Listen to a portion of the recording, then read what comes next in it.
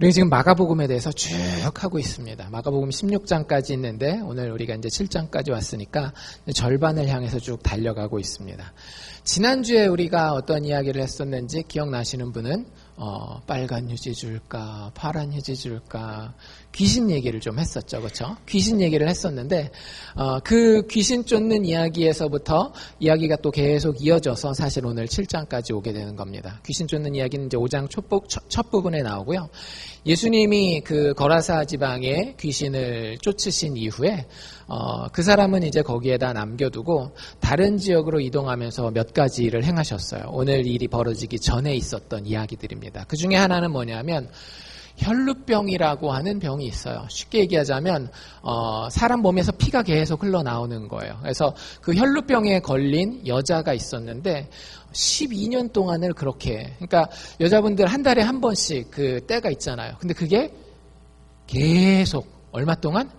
12년 동안 얼마나 힘들지 한번 생각해 보세요. 가정을 가진다라는 건 사실 불가능한 거고, 또 사람들이 봤을 때 얼마나, 요즘은 그래도 좀 깨어서 뭐 아픈 사람도 장애인들도 좀 이렇게 잘 보자 하고 하지만 옛날엔 더 험악한 세상이었다고요. 그러니까 부정한 여자 이렇게 찍어가지고 막 종교적으로 사회적으로 얼마나 힘들었겠어요. 근데 그 여자가 예수님을 만나고 예수님께 치료받는데 그 장면이 참 재밌어요. 집에서 혹시 오늘 가서 복습하시는 분들은 보십시오. 예수님의 옷자락만 만졌는데 그 모든 병이 12년 동안 모든 의사를 쫓아다니면서 치료받기를 원했는데 가산을 다 탕진하고 오히려 사람들한테는 더 괴로움을 받던 그 여자가 예수님의 옷자락만 만지는 것 가지고도 말끔하게 치유받는 이야기가 나옵니다. 그리고 난 다음에 바로 그것과 연결되어서 야이로라고 하는 사람의 이야기가 나오는데요. 그 야이로는 회당장이에요. 요즘으로 얘기하자면 교회를 책임지는 사람입니다. 행정적으로 그 유대인들이 종교적으로 모이는 그 장소가 회당인데 그 회당의 여러 가지 것들을 책임지는 사람이 이름이 야이로라는 사람이 있었어요. 근데 그 야이로에게는 아주 귀한 딸이 한 명 있었는데 그 딸이 너무 아파서 예수님을 찾아가게 되는데 예수님 찾아가서 예수님 살려주세요 하는 사이에 다시 소식이 오는데 뭐라고 소식이 오는가 하면 딸이 그 사이에 죽었다라는 거예요. 근데 예수님이 걱정하지 말고 믿기만 하라. 그리고 그 집을 직접 찾아가 주셔서 딸을 살려줍니다. 복음성가도 있죠. 뭐예요? 달리다굼 Talitha, little daughter, 작은 딸아, 금 일어나라. Rise. 마치 무엇과 똑같은가 하면요. 여러분들 그 세상에는 두 종류의 아빠가 있습니다. 알고 계시죠? 딸이 있는 아빠와 딸이 없는 아빠. 죄송합니다. 아들만 계시는 분들은. 농담이지만 그래도 여러분들 그 딸 아침에 이렇게 잠자리에 침대에 이렇게 새근새근 자고 있는데 깨우기는 좀 안타깝고 근데 학교는 가야 되고 그래서 이렇게 이게 머리 이렇게 탁 넘겨주면서 딸아, 내 딸, 내 작은 딸 일어나렴. 예수님 그런 하나님의 사랑을 직접 이 죽은 아이를 살리시면서 보여주고 계시는 그런 이야기가 또 나와 있습니다. 그러니까 여러분들 성경 한번 보세요. 꼭 제가 숙제라고 이야기를 하지만 숙제가 아니라도 여러분들 성경은 꼭 보십시오. 왜 성경을 통하지 않고는 우리가 하나님을 제대로 알 수가 없거든요. 자연을 봄으로써도 하나님에 대해서 어느 정도는 알 수가 있어요. 근데 다 그건 그림자고요. 하나님의 말씀이 하나님이 직접 자기를 갖다가 아주 디테일하게 묘사해 놓은 책이에요. 어쨌든 그 야이로의 딸을 치료하는 이야기가 5장 맨 마지막에 나오고요. 6장으로 넘어와서 우리 7장 오늘 보는데 6장 바로 앞에 이제 무슨 얘기가 나오는가 하면 제자도에 대한 이야기가 나옵니다. 제가 미리 말씀드린 분들도 계실 텐데 여러분들 마가복음에는 두 축이 있습니다. 하나는 예수가 누구인가에 대한 축이에요. 나머지 하나는 뭐냐면 예수를 따르는 사람들을 제자, 우리 믿는 사람 제자라고 부르는데 그 제자의 제자가 마땅히 살아야 하는 삶의 길이 어떤 길인가를 이야기하고 있습니다. 이 두 가지가 마가복음의 축이에요. 그런데 그 제자도에 대한 이야기가 연속해서 세 가지 에피소드를 통해서 소개가 됩니다. 그 6장에 보면 첫 번째 이야기는 예수님이 고향이라는 곳을 방문해요. 예수님의 그 고향, 태어난 곳은 베들레헴이시지만 어린 시절을 다 보낸 지역은 혹시 어디신지 기억하세요? 나사렛이라고 하는 동네죠. 그래서 예수님을 부를 때 뭐라고 불러요? 나사렛 예수 이렇게 부르는 게 어린 시절을 다 이 나사렛이라고 하는 갈릴리 바다 북쪽에 있는 그 마을에서 보내셨어요. 그 마을에 예수님이 찾아갑니다. 온갖 기적을 베풀고 귀신을 내쫓고 이런 상태에서 찾아갔는데 사람들이 어떻게 했을까요? 예수님을 무시하고 배척하는 거예요. 두 번째 이야기에는 예수님이 자신의 12명의 제자들 있죠. 베드로, 안드레, 야고보, 요한 12명의 제자들을 갖다가 파송을 해서 보내십니다. 근데 그 굉장히 독특한 요구를 하세요.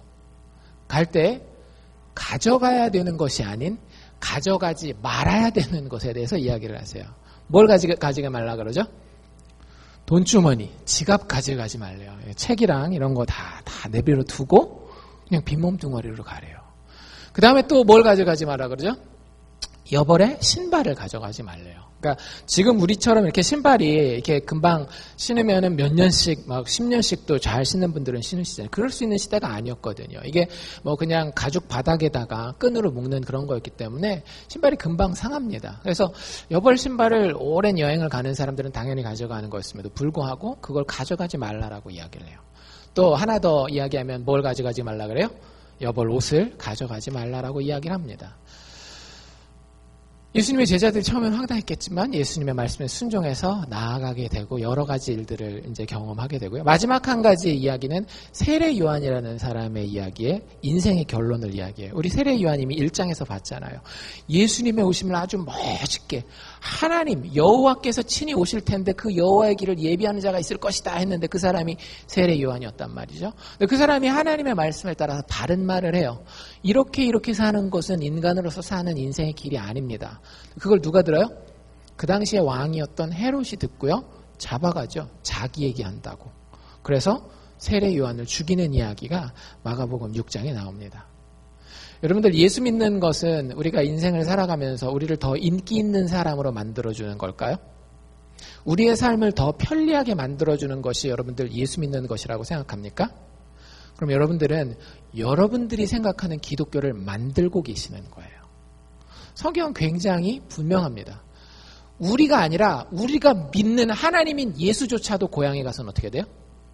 배척받으셨어요. 여러분들 하나님이 배척받을 정도면 하나님을 쫓는 사람들, 일개 인간들은 훨씬 더 배척받을 가능성이 큰 거예요. 그리고 그 사람들의 삶은 세상에서 이것저것 쌓아놓고 누리는 삶이 아니라고 하는 거죠.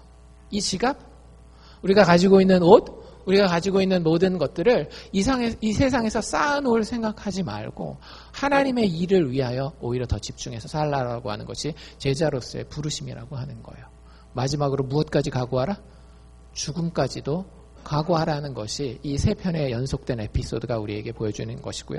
그 이야기가 끝나면 오병이어의 기적, 잘 알죠? 물고기 2마리와 떡 5개로 5,000명을 먹이시는 그 이야기가 나오시고, 그리고 난 다음에 물 위를 걸어서 제자들을 찾아오는 이야기, 병자들을 고치시는 이야기가 6장 마지막까지 이렇게 쭉 나와요. 대충 흐름을 한번 보시라고 제가 좀 시간 걸리더라도 이렇게 쭉 5장부터 시작된 이야기가 오늘까지 연결되는 것을 보여드립니다.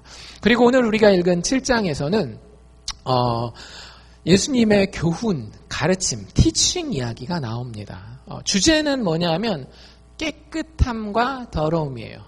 오늘 오실 때 세수 안 하고 오신 분 손 드시지 마시고 오른쪽 엄지발가락만 제가 안 보이게 살짝 드시면 됩니다. 세수 안 하고 오신 분들은 아마 근데 없으실 거예요. 저도 그 세수를 자주 하는 스타일은 아니지만 가능하면 주일날 아침에는 세수를 하려고 합니다. 너무 비누를 많이 쓰면 피부에 안 좋대잖아요. 농담이고 어쨌든 여러분들이 그 깨끗함이라고 하는 얘기를 성경에서 할 때 이게 좀 뭐라 그래야 될까? 옛날 사람들이나 하는 얘기지 뭐 그게 뭐 실제 우리한테 그렇게 중요한가라는 그런 생각을 하기가 쉬워요. 그런데 여러분들 누구한테 물어보든지 간에 깨끗한 걸 좋아하십니까? 더러운 걸 좋아하십니까? 물어보면 더러운 걸 좋아한다는 사람은 아무도 없어요. 오히려 깨끗한 걸 지나치게 좋아하는 사람들은 있어요. 근데 더러운 걸 지나치게 좋아한다? 아니면 더러워도 괜찮다라고 얘기하는 사람들은 별로 없어요.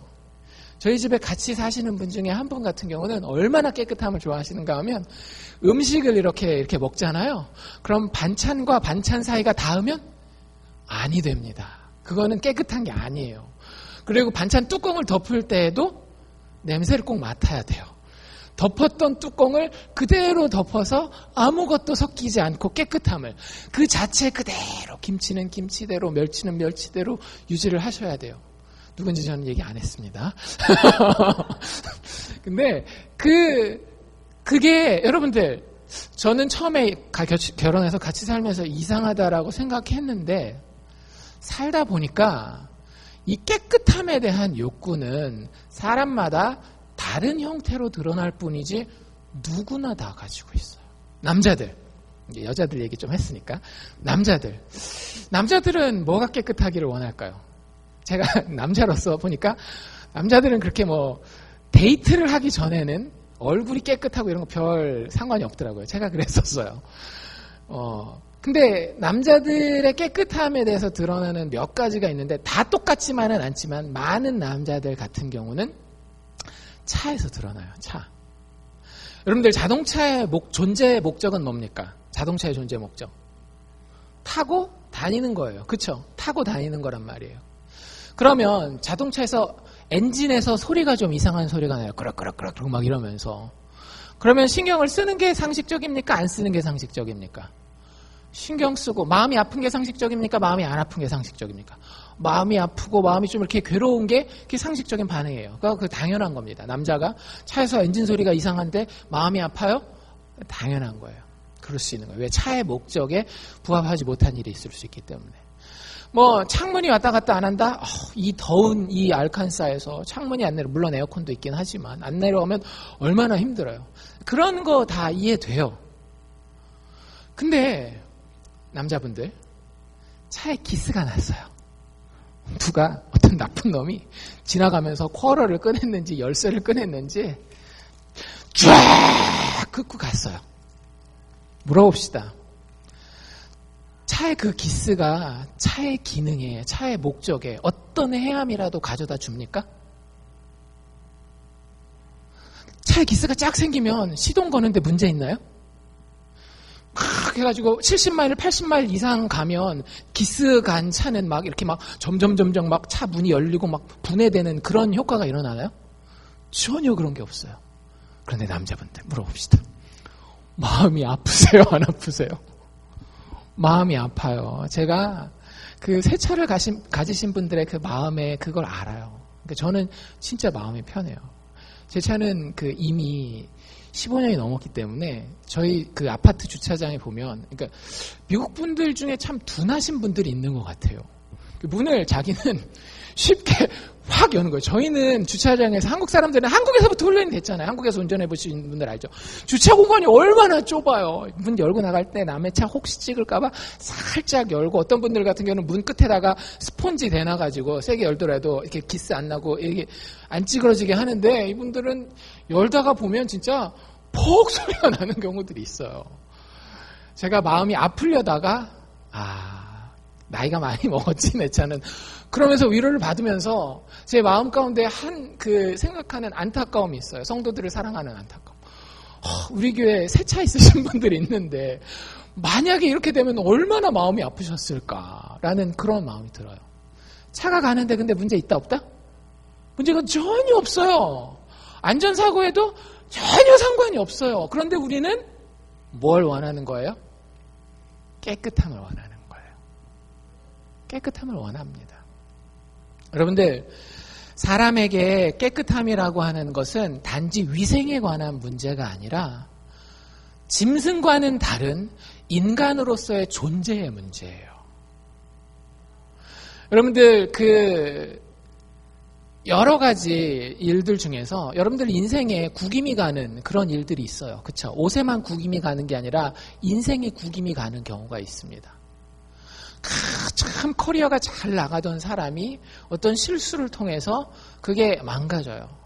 여러분들 그때 얻게 되는 그 마음의 구김은요, 뭐에 대한 문제인가 하면 내 인생 지금까지 진짜 흠도 없고 티도 없고 점도 없이 깨끗한 인생이었다라고 하는 거예요. 근데 거기 드디어 뭐가 생긴 거예요? 더러운 점이 하나 묻은 거예요. 그게 굉장히 마음 아픕니다. 제가 지난번에 말씀드린 예 하나 다시 한번 예를 들면 아이비리그 대학교, 그러니까 미국의 최고 명문 대학교를 다니는 아이들이 1학년, 2학년을 지나면서 뭘 많이 받는가 하면 정신과 상담을 많이 받아요. 그러니까 저희 아이도 이번에 학교에서 이렇게 온 거 보니까 뒤에 학교에 여러 부서 설명을 해놓는데 진짜 학교에서 돈을 주고 고용한 정신과 상담 의사가 있어요. 근데 어떤 학교들은 또 없는 학교들이 있거든요. 근데 그 정신과 의사를 가지고 있는 학교들이 다 어떤 학교들인가 하면 진짜 좋은 아이들을 뽑은 학교들이에요. 그 진짜 좋은 학교에 들어간 아이들은 유치원에서부터 고등학교 졸업할 때까지 성적표에 흠과 티가 있을까요, 없을까요? 그런 애들은요, 성적표가 재미가 없어요. 딱 보면 어때요? 처음부터 끝까지 다 글씨가 똑같아요. 그냥 다 에이. 재미가 하나도 없어요.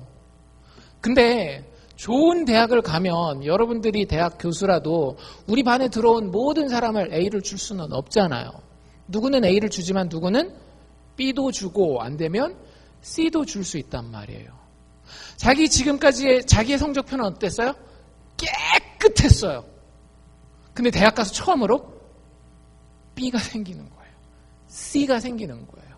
더러운 것이 나한테 묻었다라고 하는 거예요. 여러분들 그게 별거 아닌 것 같지만 사람을 죽입니다. 진짜 사람을 죽여요. 자살하는 아이들도 꽤 있고요. 아이비리그 여러분들 다큐멘터리나 이런 책들을 보면 자살하는 애들이 종종 있어요. 코넬 대학교 같은 경우는 자살 다리가 있대요. 학교 뒤에 계곡 있고 이렇게 다리 있는 데인데 거기서 그렇게 1년에 몇 명씩 뛰어내린대요. 깨끗함과 부정함이라고 하는 문제는 다시 말씀드리지만 우리의 위생에 관련된 문제 이상의 것이에요.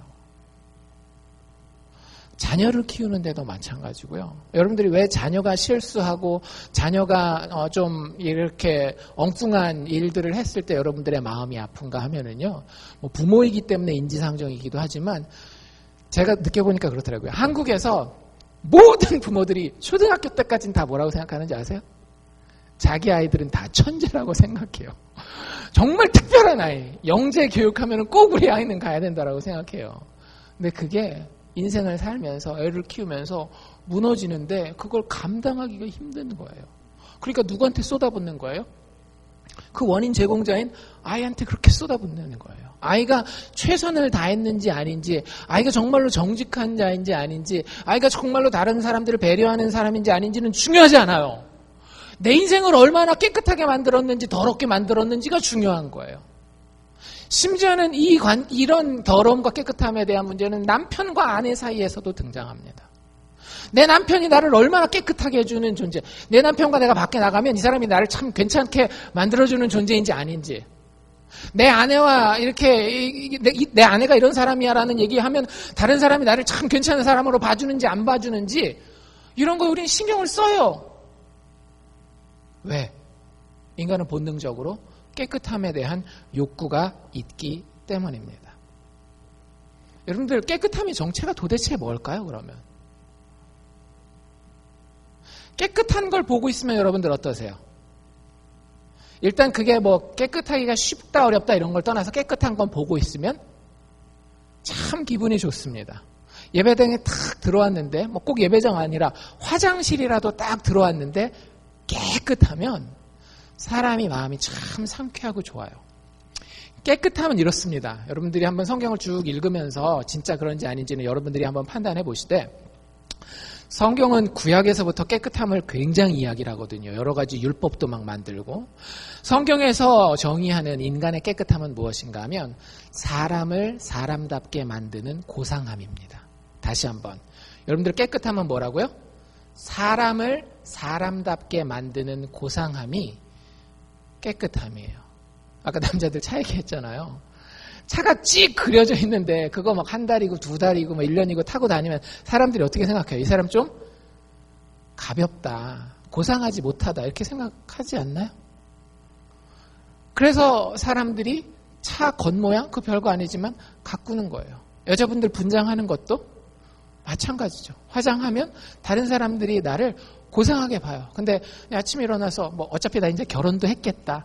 더 이상 내가 만족시킬 사람. 결혼한 다음에 여러분들 화장할 이유가 뭐가 있습니까, 사실? 다른 남자한테 잘 보여서 뭐 2번 결혼하고 3번 결혼하려고 그런 거 아니잖아요. 여러분들 뭐 돈, 여러분이 결혼했는데 이쁘면 여러분들 집으로 체크가 날라옵니까? 그런 거 아니잖아요. 그럼에도 불구하고 우리가 여자분들 같은 경우는 화장하는 이유는 뭐냐 하면은요. 인간으로서의 존엄성을 드러내기를 원하는 거예요. 정말로 하나님이 하나님을 닮은 모습으로 인간을 만들어 놨고 그것을 우리가 다른 말로 표현한다라고 하면 사람이 사람다운 것인데 그 사람이 사람답게 되는 고상함이라고 하는 게 존재해요. 그게 때로는 차를 통해서 표현되기도 하고요. 때로는 화장을 통해서 표현되기도 하고요. 때로는 가정의 모습을 통해서 표현되기도 하고요.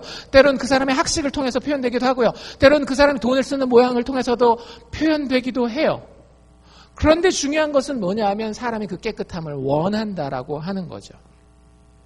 오늘 우리가 읽은 이 7장의 이야기가 그 깨끗함에 대한 이야기를 담고 있다라는 사실을 여러분들 기억하시고 좀 보시면 좋겠다라고 하는 거예요. 그러니까 여기 나오면 이거 구약 율법인 것 같은데 꼭 신약을 사는 우리가 꼭 봐야 되나 나는 맨날 여기 손 씻는 얘기도 나오거든요.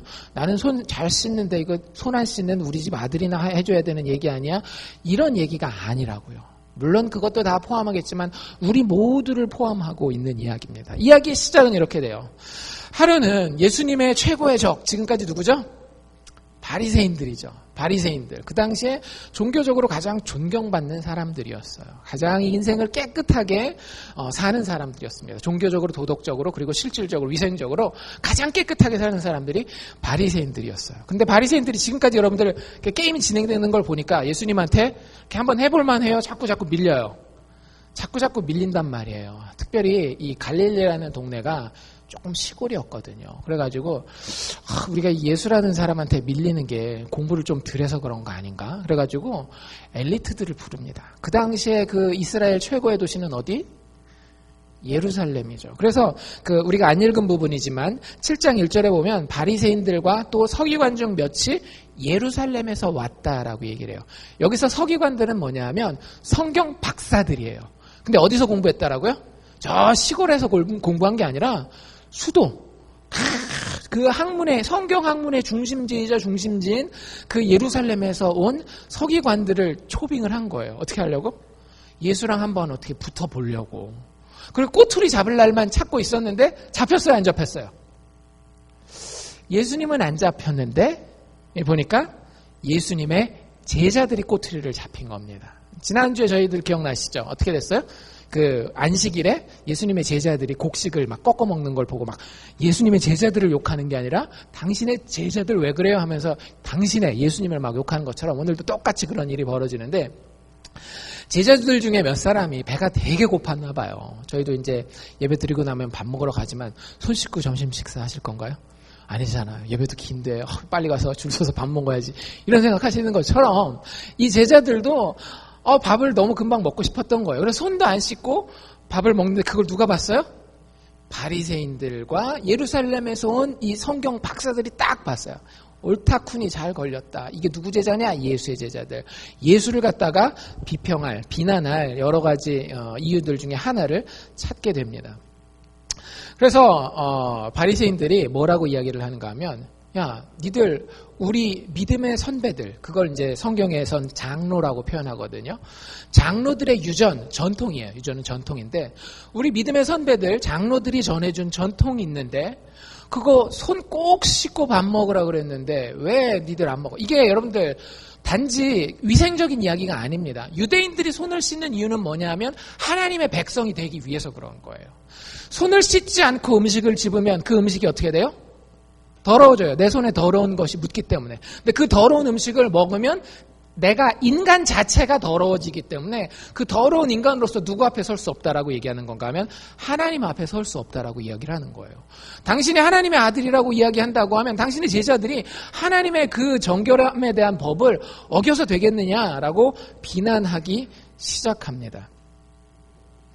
예수님이 그것에 대해서 뭐라고 얘기하시는가 하면은요, 6절에 보면 구약성경을 인용하십니다. 이 사람들이 구약성경에 따른 율법의 유전, 전통을 이야기할 때에 예수님은 더 근본적으로 니네들 전통 얘기해? 관습 얘기해?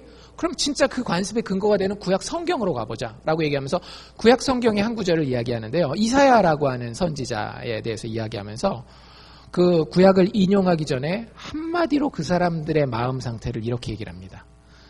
외식하는 자라고. 외식 뭐예요? 밖에 나가서 밥 먹는 거? 아니죠. 겉과 속이 다른 거예요. 행동은 얼마든지 포장할 수 있어요. 그런데 뭐가? 마음이 준비가 안 된 그런 사람. 마음이 그 행동과 봤을 때는 저 사람 마음이 왜 저래? 이런 거죠. 그러니까 우리가 가난한 사람을 도와주더라도 이런 사람들 있잖아요. 자기가 뻐기기 위해서. 그런 사람들이 있단 말이에요. 그런 사람들은 겉과 속이 다른 사람, 여기 예수님이 얘기하시는 대로 뭐 하는 사람? 외식하는 사람이라고 하는 거죠.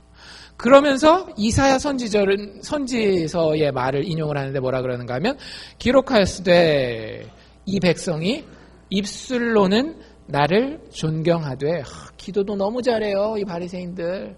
그리고 막 설교하는 거 보면 막 청산유수예요. 말은 너무너무 잘하고 하나님을 사랑하고 하나님을 존경한다 존경합시다라고 얘기를 하는데 뭐가 멀대요? 마음이 나에게서 멀다라고 이야기하고 있습니다. 여러분들 이건 굉장히 다른 두 개의 신학입니다. 굉장히 다른 두 개의 신학이에요. 둘 다 목표는 뭐예요? 깨끗함이에요. 바리새인들도 깨끗함을 원했어요. 왜? 그 깨끗함이 나에게 도움이 될 뿐만 아니라 모든 복의 근원이 되시는 하나님 앞에 나아갈 수 있는 유일한 길이라는 걸 알았기 때문에 바리새인들도 깨끗함을 원했고 예수와 예수의 제자들도 깨끗함을 원했어요. 근데 그 둘이 깨끗함을 추구하는 신학이 완전히 다른 거예요. 여러분들 바리새인들의 생각을 한번 잘 생각해 보십시오. 바리새인들 생각에 더러움은 지금 어디에 있습니까? 바리새인들 생각에 더러움은 어디에 있어요? 자기들 바깥에 있어요. 자기들 바깥에 있는 겁니다. 바깥에 있는 더러운 손. 그 더러운 손이 만진 음식. 그 음식이 내 안에 들어와서 나를 어떻게 만드는 거예요? 더럽게 만든다라고 생각하는 거예요. 이 신학이 무슨 신학인가 하면 쉽게 얘기하자면 성선설입니다. 인간 안에 선함이 있고 그것을 망가뜨리는 건 다 어디서 오는 거예요? 밖에서 온다라고 이야기를 하는 거예요. 예수님의 신학은 전혀 달라요. 더러움이 이미 어디에 있어요? 너희들 마음 안에 있어요. 여러분들 예레미야 선지서에 보면 뭐라고 얘기를 하는가 하면 만물 중에 가장 부패한 것이 무엇이다? 인간의 마음이다라고 이야기를 해요. 성경은 아담과 하와의 타락 이후로 인간의 마음에 대해서 별로 그렇게 긍정적인 관점을 가지고 있지 않습니다. 그런데 우리가 경험해봐도 사실 아니던가요? 여러분들 그 애들을 진짜 그 관심 있게 관찰해 보잖아요. 거짓말은요 누가 가르쳐주지 않아도 진짜 쉽게 합니다. 깜짝깜짝 놀랄 정도로 야, 이 나이에 이 정도면 이놈 난놈이다. 근데 이 정도가 뭐를 위해서? 어른을 속이기 위해서. 여러분들 그게 사람의 속에 있어요. 사람의 속에. 더러움이 밖에 있다라고 우리는 늘 이야기를 해요. I'm okay. 나는 괜찮아. 문제는 밖에 있는 거야. 여러분들 이게 아이들만의 신학인가요? 바리새인들만의 신학인가요? 그렇지 않아요. 여러분들 사실 이 신학이 가장 많이 발견되는 곳이 어디인가 하면 교회 아니에요. 왜? 그래서 나는 종교 생활을 하고 있으니까. 그래도 나는 예배라도 드리고 있고 그래도 나는 헌금도 하고 있고 교회 봉사도 하고 있으니까 I'm okay. 난 괜찮아. 문제는 다 어디 있어요? 밖에 있어요. 그렇지 않아요. 처음부터 끝까지 인간의 문제는 어디에 있는가 하면 인간 안에 있습니다. 예수님이 그것에 대해서 이야기를 하고 있어요.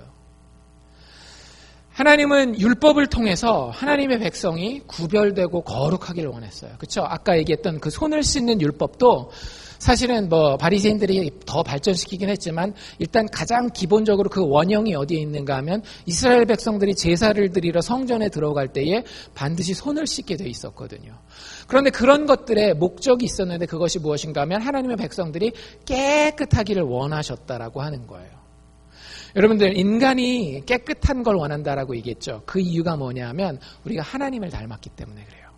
하나님은요, 흠도 없고 티도 없는 완전한 것을 좋아합니다.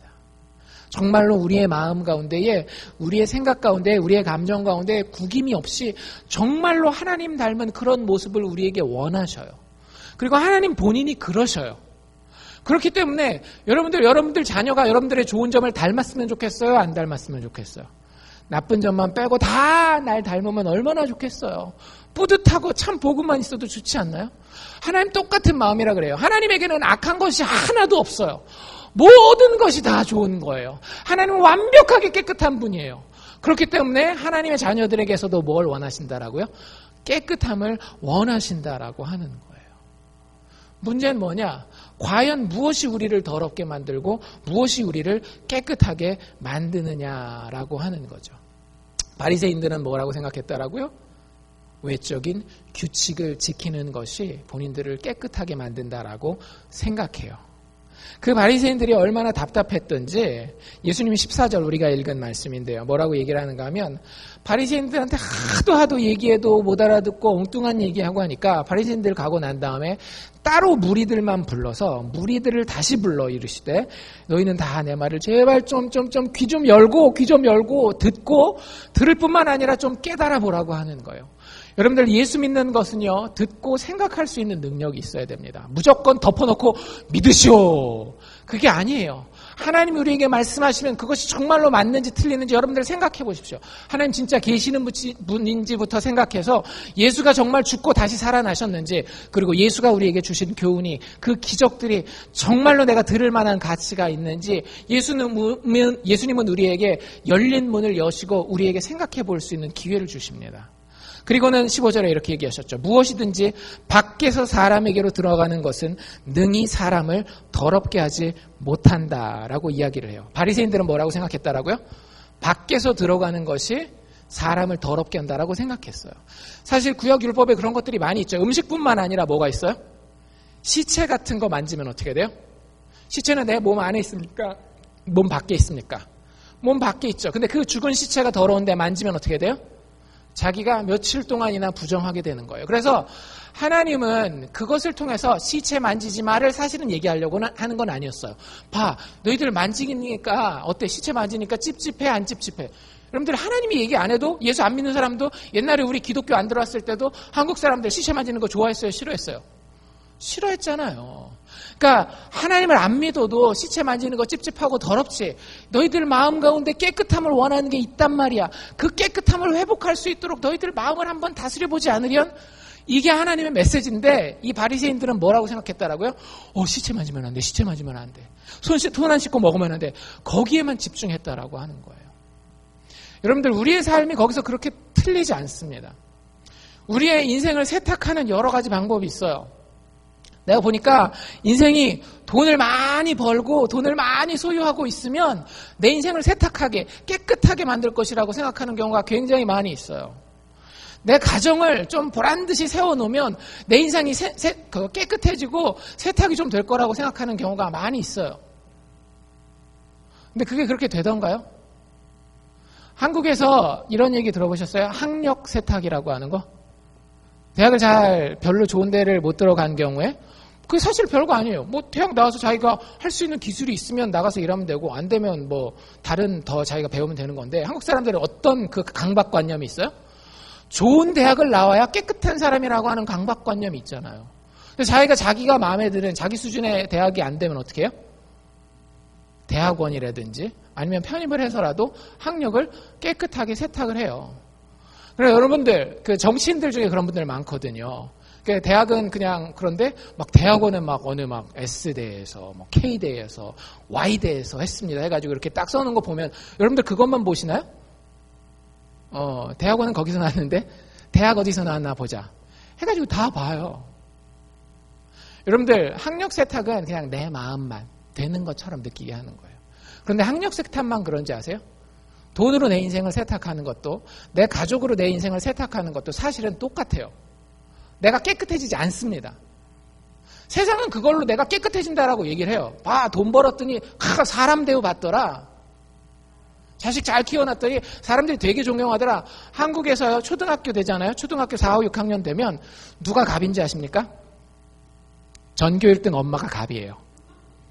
그 엄마가 얘기하는 거는 법이에요. 신이에요, 신 진짜로. 그러니까 그런 것들을 우리가 세상에서 보니까 뭐라고 생각해요? 그렇게 그런 규칙을 따라가면 내가 깨끗하게 세탁이 될 거라고, 목욕이 될 거라고 생각한다라고요. 바리새인들한테 우리가 손가락질 할 게 아니라고요. 바리새인들은 손 씻고 밥 먹어야 돼. 아이고, 이 미개한 사람들. 그게 무슨 위생적으로는 필요하겠지만 뭐 마음에 뭐가 도움이 된다고, 인생에 뭐가 도움이 된다고 이렇게 얘기할지 모르겠지만 그게 인간이 하나님 모르는 상태에서 인생을 살아가는 방법이라고 하는 거예요. 예수님은 그것이 참 좋지 않은 거라고 이야기를 합니다. 여러분들 그 인생은 늘 뭐 때문에 살아가는지 아세요? 두려움과 책임감 때문에 그 인생을 살아가게 돼요. 왜? 규칙이니까. 규칙은 항상 여러분들 운전하고 다닐 때 내가 아무리 규칙을 잘 지켜도 경찰차가 뒤에서 쫓아오면 마음이 어떻던가요? 경찰차가 막 뒤에서 쫓아와요? 그럼 여러분들 보통 어떻게 하세요? 차선을 바꿔드리죠. 옆에서 샥 지나가는 순간 여러분들 마음에 깨끗함을 느끼지 않으십니까? 와, 내가 클리어하다. 내가 옮겼는데 그 차도 같이 옮기는 순간 막 그 모든 내 죄가 다 생각나잖아요. 내가 아까 그 노란 신호에 들어온 거 그거야? 내가 65마일인데 67마일 밟았던 그거야? 항상 인생을 사는데 규칙을 지키는 것을 통해서 나를 깨끗하게 만들려고 사는 사람은 두려움과 책임감 가운데 빠져있어요. 여러분들 책임감 자체가 나쁜 건 아닙니다. 사람이 책임감 있는 사람은 돼야 돼요. 근데 그 책임감이 순전히 뭐에 근거하는 거예요? 두려움에 근거한 거예요. 여러분들 자녀들도 그렇게 키우지 마십시오. 부모한테 욕먹을까 봐? 아니면 세상에서 너 그렇게 되면 야 사람들이 널 어떻게 보겠어? 이렇게 키우지 마시라고요. 여러분들 자녀가 올곧게 자라야 되는 거 맞아요. 학교 가면 학생으로서 바르게 행동하고 공부해야 되면 열심히 공부해야 되는 거 맞아요. 그런데 왜 굳이 그 아이들한테 이런 바리새적인 그런 강박관념을 심어주십니까? 너 이거 안 하면 어떻게 된다? 이렇게 하면 이렇게 그지 된다? 망한다? 너 엄마 아빠 보고 싶어? 안 보고 싶어? 막 나 다시는 안 본다? 막 이런 걸로 우리는 바리새적인 규칙을 세워서 이게 인생을 깨끗하게 사는 방법이야라고 애들을 많이 이끌고 있지 않나요? 나 자신의 인생을 그렇게 이끌고 가고 있지 않나요? 내 배우자에게 그걸 강요하고 있지 않나요?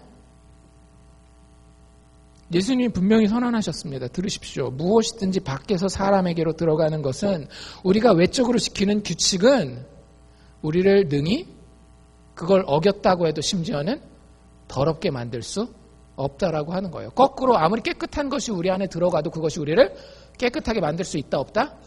없다라고 하는 겁니다. 예수님이 원하시는 건 뭐였어요? 16절에 보면 사람 안에서 나오는 것이 사람을 더럽게 하는 것이니라. 제자들이요 참 미련해요. 참 미련해요. 여러분들이면 이게 사람 안에서 나오는 게 뭔지 딱 눈치채셨죠? 사람 안에서 나오는 게 뭐예요? 우리의 마음의 문제라고 하는 거예요. 그때 제자들이 머리를 극적하면서 뭔 얘기입니까? 사람 안으로 들어가는 거는 그 더러운 떡인 것 같은데 밖으로 나오는 거는 이 사람들이 뭘 생각한 것 같냐면 사실 이게 헬라어 그 문맥으로 이렇게 살펴보면 제자들은 지금 사람 밖으로 나가는 건 뭐? 응가를 생각하고 계시는 거예요. 아, 그 시체만 더러운 게 아니라 지나가다가 이 사람 몸 밖으로 나온 배설물을 조심해야 된다라는 새로운 우리 랍비의 이야기인가? 이런 식으로 오해를 했던 것 같아요. 그래서 집에 들어오니까 집에 들어왔다라고 얘기를 하거든요. 17절에 무리를 떠나 집으로 들어가시니 제자들이 그 비유를 물어봐요. 그게 뭔 뜻이에요? 라고 물어봅니다. 그랬을 때 예수님이 이렇게 얘기하죠. 너희가 이렇게 깨달음이 없느냐. 여러분들 우리에게 제일 큰 문제는 뭐냐면요. 영적 무지함입니다. 교회를 10년을 다녀도 20년을 다녀도 예수 그리스도의 죽음과 부활에 복음의 진리를 깨닫지 못하는 영적 무지가 우리를 얽매고 있을 수 있어요. 여러분들 거기로부터 자유로워지십시오. 그것은 우리를 깨끗하게 만들지 못해요. 우리를 깨끗하게 만드는 예수 그리스도에게로 우리가 나아가야 합니다. 거기에 참된 깨끗함이 있어요. 예수님 다시 한번 설명하시죠. 그 비유를 설명하는데 밖에서 들어가는 것이 능히 사람을 더럽게 하지 못하면 너희들이 알았지? 그러면서 19절에 그 이유를 설명합니다. 왜 밖에서 들어가는 그런 것들이 사람을 더럽게 만들거나 깨끗하게 만들지 못하는가 하면 19절입니다. 이는 밖에서 들어오는 것이 어디에 들어가지 아니하고 사람의 마음에 들어가지 아니하고. 여러분들 마음에 뭐가 들어가 있느냐? 밖에서 들어오는 거는요, 여러분들 다 마음으로 들어가지 않습니다. 음식은 어디로 들어가요? 여기 나와 있는 것처럼 사람의 배로 들어갔다가 뒤로 나가죠. 다른 세상의 여러 가지 그 규칙을 지키는 것 이런 것들도 다 어디로 들어왔다 나가는지 아세요? 사람의 배로는 들어가지 않지만 사람의 지식적인 머리로만 들어왔다가 이해하고 내가 또 의지력이 좀 있으면 실천하기도 하지만 못하기도 하고 많은 경우에는 까먹고 그냥 밖으로 나아가게 돼요. 여러분들 인생을 바꾸는 것은 어떤 제도도 아니고요. 어떤 지식도 아니에요. 인생을 바꾸는 것은 마음입니다. 꼭 기억하십시오. 마음이 도대체 뭘까? 여러분들 성경에서 마음은 어떤 한 인격이 위치하는 인간 존재의 가장 중심을 부를 때에 마음이라고 이야기를 해요. 단지 뭐 심장을 이야기하는 것도 아니고 단지 생각하는 것만 이야기하는 것도 아니고 단지 감정적인 부분만 이야기하는 것도 아니고 그 인간의 성품과 의지의 중심이 되어서 거기에서 내 생각도 나오고요. 거기서 내 행동도 나오는 그걸 마음이라고 불러요. 여러분들 그래서 여러분들 인간관계에서 제일 중요한 게 뭐냐면 마음과 마음이 통하는 거예요. 남편과 아내 사이에서도요. 가부장적인 제도에서는 어때요? 제도가 먹힙니다. 그렇죠? 딱 위에 있는 사람, 밑에 있는 사람, 위에 있는 사람이 해야 되는 거, 밑에 있는 사람이 해야 되는 거, 위에 있는 사람이 생각해야 할 바, 밑에 있는 사람이 생각해. 이게 딱 정해져 있어요. 여러분들 그런 가정들, 지난번에 우리 요셉이가 수요 예배 드릴 때 얘기를 했는데 뭐까지 해요? 졸혼이라는 것도 하더라고요. 요새는 졸혼. 들어보셨어요? 졸혼? 결혼하다가 막 꽉꽉 조는 건가요? 아니에요. 졸업하는 거예요. 졸업. 일본에 있었는데 요즘에 한국에서도 한대요. 요새가 그러더라고요. 우리 결혼식 입학했는데 살 만큼 같이 살았다? 이혼 서류는 안 하고 복잡하고 또 애들도 상처받으니까 이혼은 안 하지만 우리 앞으로 가야 할 어차피 졸업하고 헤어질 때 빠이빠이 하고 헤어지면 친구들이랑 뭐 그렇게 나쁘지 않게 헤어지니까 우리 그냥 그렇게 살자 하고 헤어지는 거예요. 한국에서도 꽤 한대요. 뭐가 안 통하기 때문에? 마음이 안 통하기 때문에. 여러분들 인생은 다시 말씀드리지만 마음이 변해야 변합니다. 저도 아이들을 이렇게 가르치고 그 아이들의 뭐 인생이라면 인생의 길을 인도하다 보니까 이렇게 얘기하잖아요. 제가 아무리 생각해봐도 저는 정말 알아들을 수 있도록 말을 했어요. 정말 알아들을 수 있도록. 겁도 주고 팩트도 제시하고 정확한 사실에 대해서 나의 사리사욕 챙기지 않고 정말 그 아이의 미래를 위해서 다 얘기를 해요. 그 아이의 지식이 똑같습니다. 학교에서 받는 학점도 똑같아요. 근데 어떤 아이는 인생이 정말 바뀌어요. 어떤 아이는 안 바뀌어요. 무슨 차이일까요? 학점의 차이, 지식의 차이, IQ의 차이가 아니더라고요. 이 아이가 평상시에 얼마나 규칙을 잘 지키느냐 안 지키느냐 그것도 아니더라고요. 그 전해진 말에 어떤 아이는 마음이 움직인 아이가 있어요. 많지 않지만 그 아이는 인생이 변하더라고요. 예수님이 지금 그 이야기를 하시는 거예요. 너희에게 정말 중요한 것은 그 마음의 깨끗함이라고 하는 거예요. 너희들 그 겉에 있는 것들, 너희 사람 밖에서 안으로 들어간 것은 배로 들어갔다가 뒤로 나오기 때문에 마음의 문제가 아니고 그래서 사람을 더럽게 하지 못한다라고 하는 거죠. 그러면서 사람 안에서 나오는 것이 오히려 사람을 더럽게 한다. 20절이죠. 사람에게서 나오는 그것이 사람을 더럽게 하느니라 라고 하면서 사람 안에 뭐가 들어있는지를 이야기를 합니다. 다시 한번 말씀드리지만 성경은 사람 안에 뭐가 들어있다라고 얘기한다라고요? 긍정적인 것이 들어있다, 부정적인 것이 들어있다? 인간은 태어나면서부터 그 마음에 뭘 가지고 있는가 하면 부정적인 것들을 많이 가지고 있어요. 그 리스트들을 예수님이 쭉 여기 지금 나열해 놓고 있는 거예요. 여러분들, 나 스스로에게 혹은 내 배우자에게 혹은 내 자녀들에게 너무 선한 것을 기대하지 마십시오. 사실 많은 경우 거기서 인간관계가 꼬입니다. 진짜로. 오히려 인간에게서는 선한 것이 날 수 없다라는 것을 알고 계셔요. 단 여러분들이 진짜 크리스천이라고 한다면 그 인간에게서 선한 것이 나올 수 없어서 그 악한 것 가지고 정말로 비참한 인생을 살 수밖에 없는 그 인생을 불쌍히 여기고 사랑하는 마음을 품으시기를 바랍니다. 그게 진짜 크리스천이에요. 어쨌든 그 마음의 상태에 대해서 예수님이 이렇게 얘기를 하는데요. 밖에서 들어오는 것이 사람을 더럽히는 것이 아니라 속에서 곧 사람의 마음에서 나오는 것이 사람을 더럽히는데 그 21절에 보면 그것을 한마디로 요약합니다. 그걸 뭐라고 얘기를 하는가 하면 악한 생각이래요. 여러분들 모든 것의 시작은 마음에 드는 생각입니다. 그런데 우리의 마음에는 악한 생각이 시작될 수밖에 없어요. 그런데 그 악한 생각은 우리의 생각만 움직이는 것이 아니라 뭐까지 움직이는가 하면 결국에는 행동까지 움직이게 돼요. 그래서 여러분들 여기 보시면 12가지가 그 뒤에 나오거든요. 악한 생각이라고 하는 것 뒤에 12가지가 나오는데 우리는 예수님이 여기서 속에 대한 거, 마음에 대한 얘기를 하니까 다 생각에 대한 것만 얘기할 것 같아요. 근데 여러분들 잘 보십시오. 중간에 보면 도둑질 나오거든요. 살인 나와요. 여러분들 이게 그냥 생각에 대한 문제입니까? 아니에요. 행동에 대한 문제예요. 예수님이 여기서 다루는 것은 무엇이다? 마음이라고 하는 거예요. 이 마음은 우리의 전인격이 자리 잡고 있는 가장 중심인데 여러분들 우리의 마음에는 뭐가 있대요? 첫 번째로 음란함이 있다라고 하는 겁니다. 하나님이 우리에게 주신 성이라고 하는 선물이 있어요. 남성과 여성이라고 하는 거룩한 선물이 있습니다. 그런데 우리는 그걸 어떻게 사용해요? 현대 문화를 쳐다보면 그 성의 거룩함을 무시하고 성이 가져다주는 쾌락만 추구하는 그 중심에 뭐가 있는 거예요? 나의 쾌락만 추구하고자 하는 그 성의 대상이 되는 상품이 되는 그 사람의 인간의 존엄성을 생각하지 않는 나의 극단적인 이기심만 있는 거예요. 도적질, 아까 우리가 얘기한 것처럼 마음에서 존재해서 결국엔 뭐로 드러난다라고요?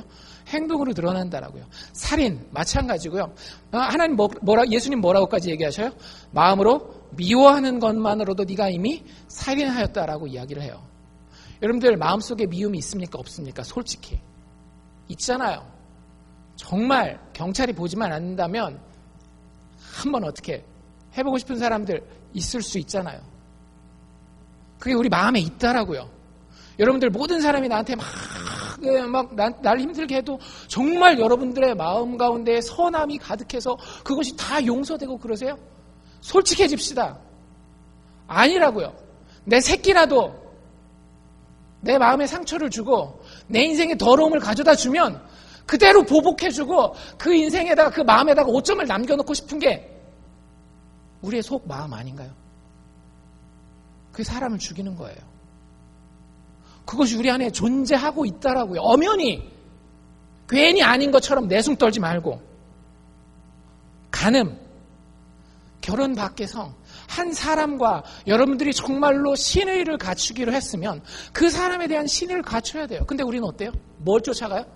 사람에 대한 신의를 쫓아가는 것이 아니라 이익을 쫓아가지 않던가요? 나의 편리함을 항상 내가 중심이 되어서 탐욕, 내가 가진 것으로 만족하지를 못해요. 늘 남의 것을 더 탐내고 그래서 우리나라 속담 뭐가 있어요? 남의 떡이 더 커 보인다. 미국 속담은 뭐요? 옆집 야드가 더 푸르러 보인다. 그러니까 그런 속담들 보면 모든 인류가 마음에 그런 마음을 가지고 있는 거예요. 탐욕이 있는 거예요. 더 남의 것을 탐내고 욕심을 가지고 비교하고 악독, 자기가 중심이 되기 위해서 남을 해할 수 있는 태도.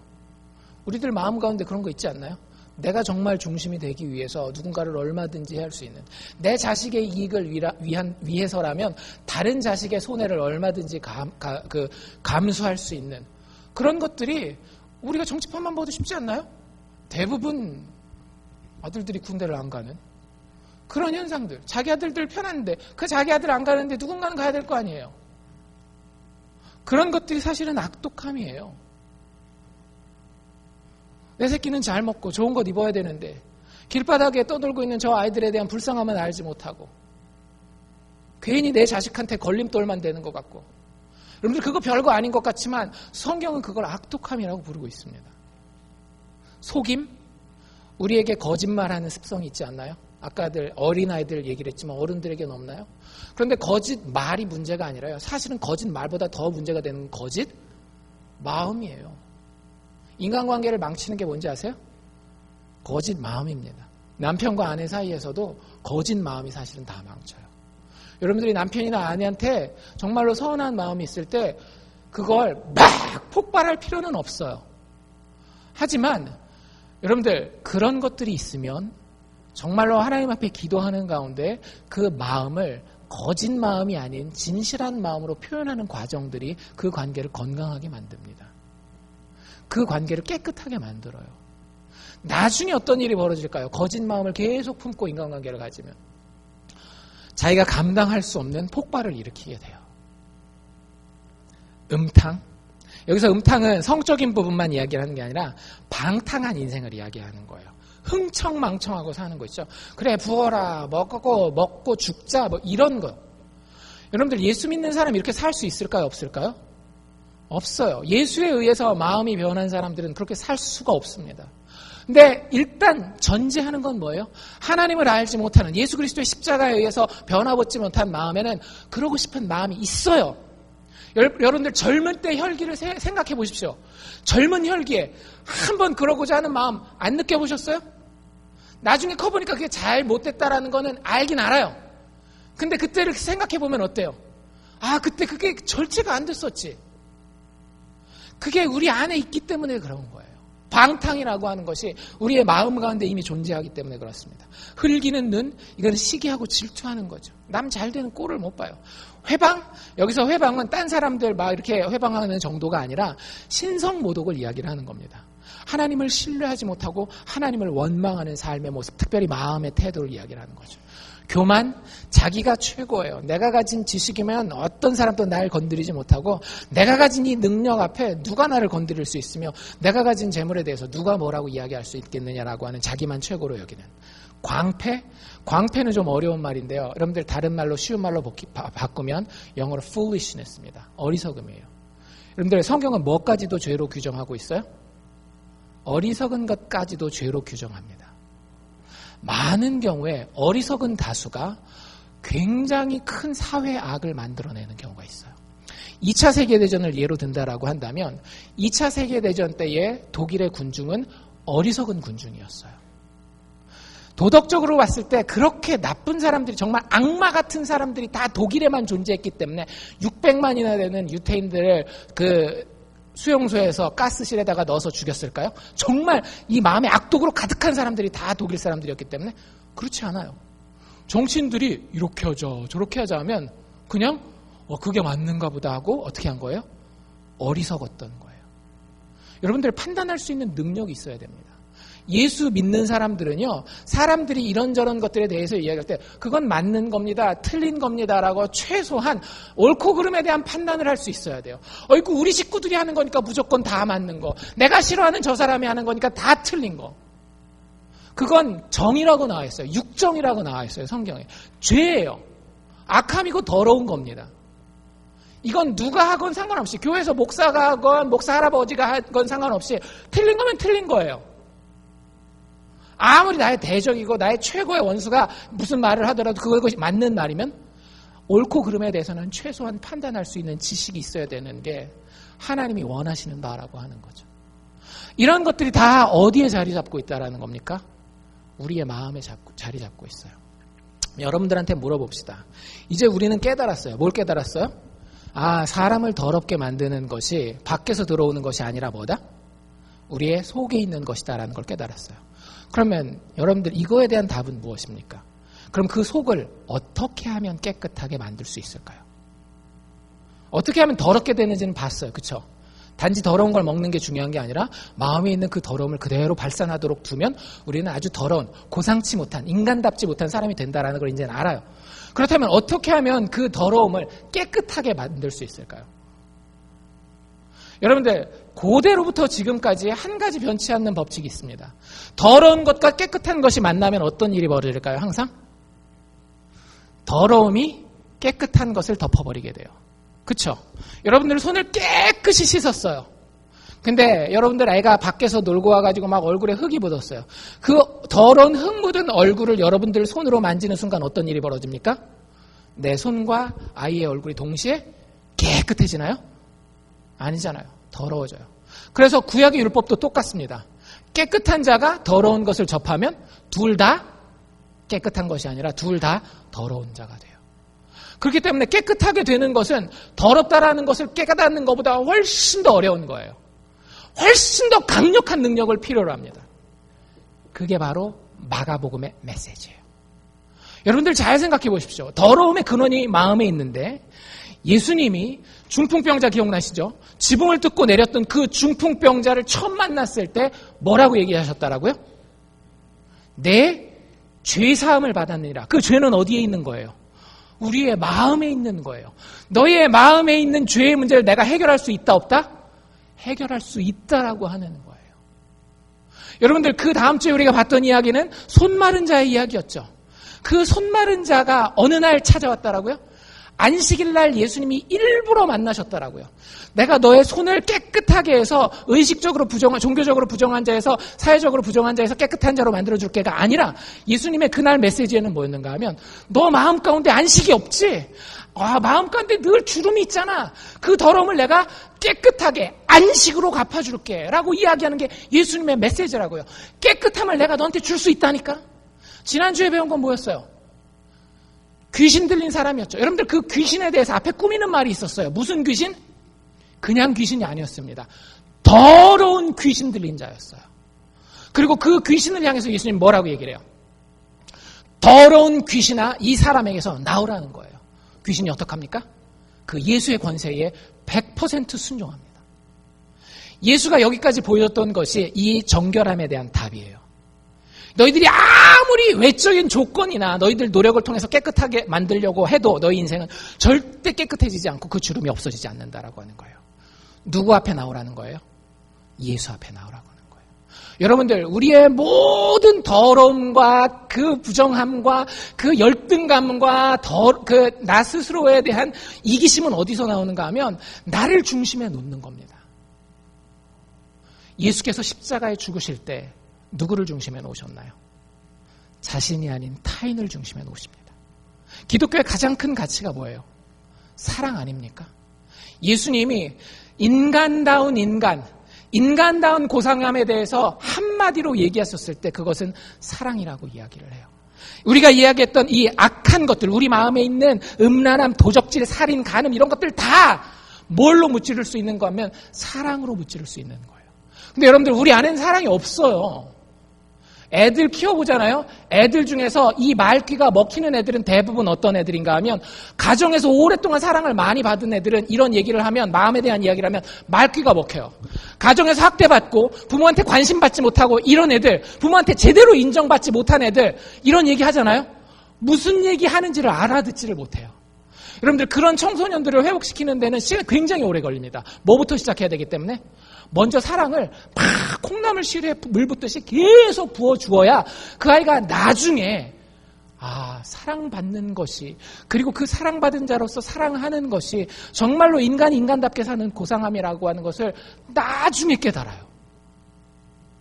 여러분들 그걸 우리가 어떻게 깨달을 수 있겠느냐라고요. 사랑받는 수밖에 없어요. 근데 우리 주변에 그 누구도 우리를 그렇게 사랑해 줄 수 없어요. 누구를 제외하곤? 십자가에서 죄인들을 사랑하셔서 죽어주신 예수 그리스도를 제외하고는 우리를 사랑해 주실 분이 없어요. 그렇게 사랑해 주실 분이. 그래서 여러분들 예수 앞에 나아가야 됩니다. 예수가 귀신을 내쫓으실 때에, 예수께서 마른 손을 펴실 때에, 예수께서 중풍병을 고치실 때에 하신 말씀은 이 말씀이에요. 내가 너희를 사랑한다. 이렇게 능력 있는 내가 너희를 위해서 십자가에서 죽어주리라. 그러니 나에게 와서 나의 십자가를 묵상하고 내 짐과 내 멍에를 배우라. 이것이 예수님이 우리에게 명령하시는 깨끗함에 대한 규칙입니다. 여러분들 십자가를 매일매일 바라보십니까? 그 십자가, 그것이 좋고 기쁠 때까지 여러분들 바라보십시오. 그러면 뭐가 변하는가 하면 우리의 마음이 변합니다. 여러분들이 정말로 예수와 가깝다면 교회를 한 번 더 나오게 되고 헌금을 1불 더 하게 되고 그게 바뀌지 않아요. 여러분들이 정말로 하나님 안에 깨끗한 사람이 되었으면 십자가 바라보는 것이, 예수의 이름을 듣는 것이 진짜로 내 양심을 걸고 즐거워져요. 나를 사랑한 그분의 사랑이 정말 좋아요. 그 마음을 가진 사람은 행동이 바뀌게 되어 있습니다. 여러분들의 자녀가 바뀌기를 원하십니까? 여러분들의 배우자가 정말로 바뀌기를 원하십니까? 아니, 내가 정말로 깨끗한 자, 인간다운 자, 고상한 자, 하나님의 형상을 가진 자로 회복되기를 원하십니까? 다른 곳 찾지 마십시오. 죄인을 위해 십자가에서 사랑으로 죽으신, 그래서 우리의 모든 더러움을, 침뱉음을, 시체됨을 십자가 위에서 감당하시는 그 사랑의 예수님, 그리고 그 모든 더러움을 부활의 능력으로 이겨내신 그 예수를 여러분들 마음 가운데 품고 바라보고 정말로 변화받는 주의 축복된 자들 되기를 주의 이름으로 축원합니다.